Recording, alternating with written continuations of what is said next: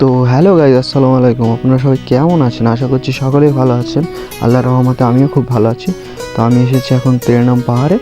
তো তেরনাম পাহাড়ের দৃশ্যটা আপনাদের দেখাবো। তেরনাম পাহাড় বলতে গেলে আপনারা তো সব ভালো মতন বুঝে গেছেন যে কোন পাহাড়ের কথা বলছি।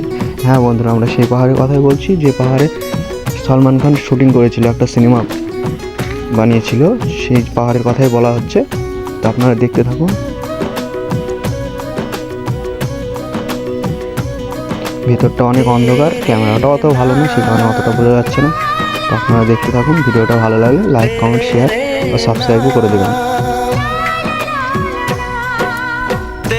এগুলো হচ্ছে আমাদের টিম। এটা হচ্ছে তেরনাম পাহাড়।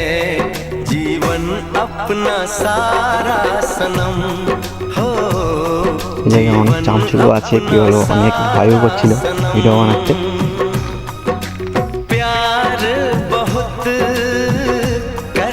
সেই কারণে আমার একটা বন্ধু পালিয়ে আসলো ভয়ে, অনেক চামচুকো ছিল তো সেই কারণে। তো আমরা এখন যাবো বাইরে, বাইরের দৃশ্যটা আপনাদের দেখাবো। ভালো লাগলে লাইক, কমেন্ট, শেয়ার করে দেবেন। এটা হচ্ছে বাইরের দৃশ্য।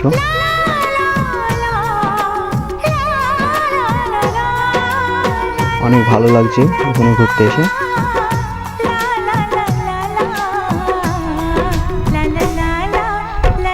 আপনাদের কেমন লাগছে একবার বলে দেবেন কমেন্টে।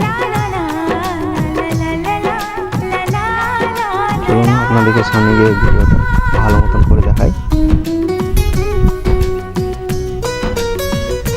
অনেক মানুষ এসেছে, অনেক মানুষ, উপরে অনেক মানুষ আছে। তো উপরে যাব, ভিডিওটা আপনাদের দেখাবো।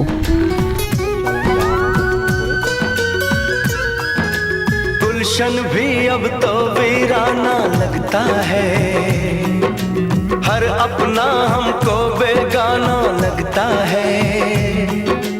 हम तेरी यादों में खोए रहते हैं, लोग हमें पागल दीवाना कहते हैं।